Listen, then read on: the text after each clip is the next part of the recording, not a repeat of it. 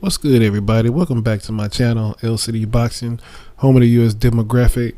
Tonight, I just want to talk about the PBC fight card we had tonight with Joey Spencer, Chris Colbert, and our boy JRock Williams. And I'm gonna start off with Joey Spencer, man. This is the second time I didn't watch the Joey Spencer fight, and I was thinking to myself, I don't really see anything special with him, with this dude. Not yet.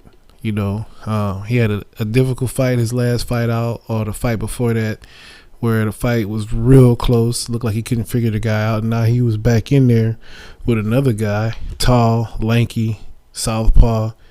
Was kind of slick in there, hard to hit, hard to catch. And it just seemed like it took a long time for him to make an adjustment, man. It just... he didn't jab his way in. He was trying to stay on the outside. Couldn't really land a clean shot on the guy. And, luckily this was a 6-round fight, and the guy didn't really have no power in his hand, and he was old, 35 years old, only a handful of knockouts, and Joey Spencer's supposed to be this hot new prospect. So he should have went after the guy and got him out of there. I think he could have did it because he hurt him in the last round. Almost got him. Almost stopped him in the last round. But I'm not gonna be too critical of him because he's just 19 years old. He's just starting out, so he got a lot of time to learn the skills he need to learn before he get in there with somebody that could fight and that got power. And he in a division that's hot right now. 154 is like on fire. So before he do anything else, he gonna have to go back to the drawing board and work on them skills and hone them in a little bit, because from what I'm seeing from him right now, he's not even close. And that's probably the reason they still got him fighting 6-round fights. So that's all I got to say about that. A little more work need to be done, and I think he'll be straight. He's 19, so yeah, maybe need another trainer, man, too, because I think it's his pops that trains him. So a new trainer or somebody else in there looking at him, might help him out. But I'm done with that. The next fight on the list was Prime Time, formerly known as Lil B-Hop, Chris Colbert versus Corrales. This fight started off pretty good too. Both fighters was tentative and looked like they was trying to figure each other out from round one, but you can clearly see that both of these fighters had fast hands and fast feet, so it was pretty much a tactical fight, and that's right up Lil B-Hop. The boxer formerly known as Lil B-Hop, now calling himself Prime Time, and I'm gonna go with that. Prime Time. Prime Time showed his skills, he showed his speed, he showed patience. Jezreel was in there grabbing, holding a lot. Every time he get hit with something that looked like it might have got his attention, he grabbed and hold. And Lil B-Hop couldn't do his thing, man. Any immature fighter would have got frustrated with that, and fight would have got real ugly. But luckily, it wasn't too bad. I do believe the ref should have at least taken 1 point, because he warned Corrales a lot for holding, and it seemed like every time he was holding was right after he got buzzed. So Corrales did what he had to do. It's just the ref wasn't doing what he had to do. The fight went on like that pretty much all throughout the middle rounds, with Prime Time catching Corrales with counter shots, sometimes lead right hands, and good body shots, and then every now and then you'll see Corrales counter with a right hand back, or a couple of body shots. But for the most part, he was only doing that in ones and twos. And Prime Time was throwing ones, twos. Sometimes he was throwing combinations to the head and the body. So he was the much busier fighter. You can clearly see he was winning the rounds. There wasn't no problem with that. And he went back to the corner, and I'm pretty sure his coach told him to settle down and make the adjustment. And you can see he made the adjustment in like round 7 or 8, something like that. He made an adjustment. And he started walking Jezreel Corrales down and like pot shotting him on the way in. He put the high guard up and walked in on him, and kind of reminded me of Lil Floyd back in the day, like back when Floyd was Pretty Boy. I don't think Prime Time got the power that Pretty Boy Floyd had, but he do have some skill. I will say that he impressed me with his skill.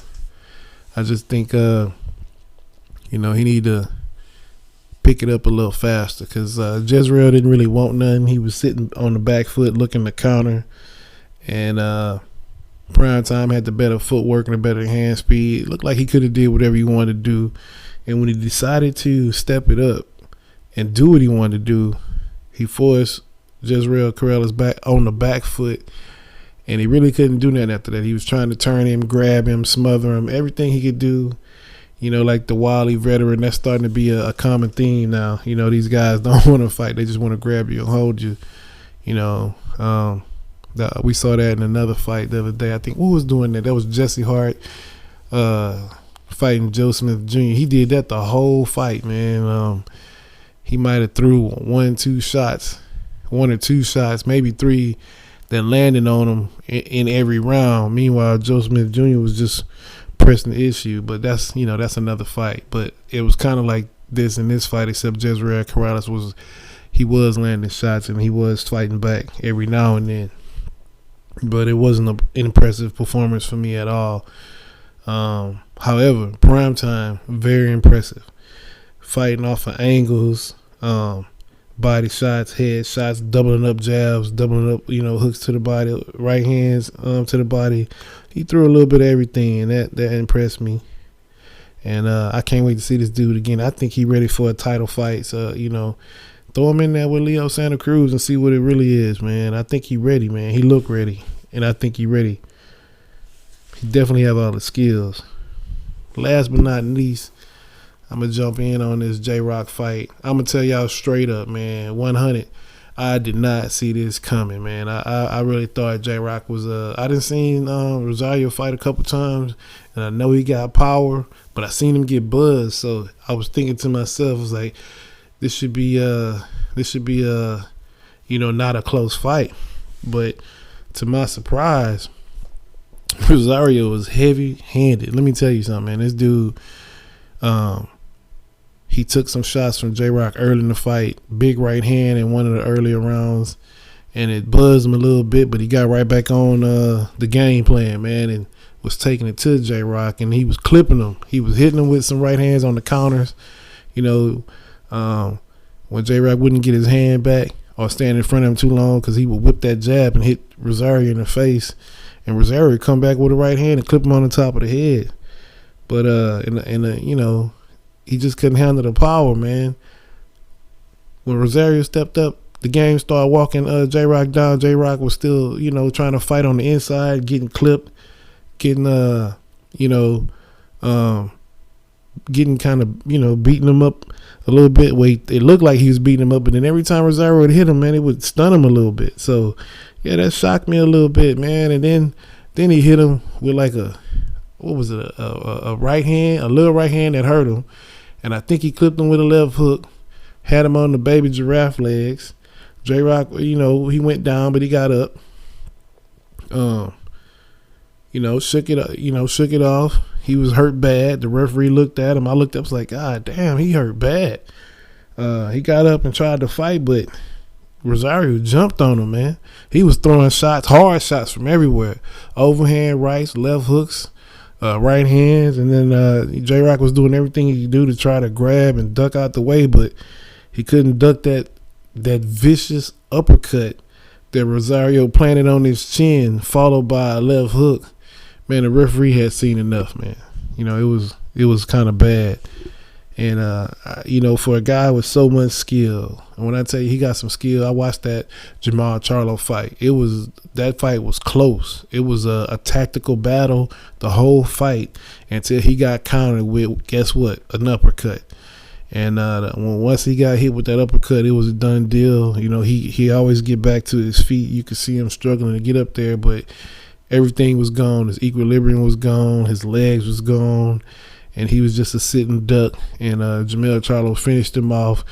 And that's what this reminded me in this fight. When Rosario had him, hurt, he just finished him off, and the referee had to save him both times, man. So, I was pretty much in shock because I did not see this going that way. I'll be the first to tell you. But since it did happen, now I want to see Rosario fight Jamel Charlo. You know, fuck it, unify all the belts. You know what I'm saying? Let it be an undisputed champion up in there somewhere. You know what I mean? Because I'm just trying to tell y'all, man, the 154-pound division is lit. You hear me? Lit.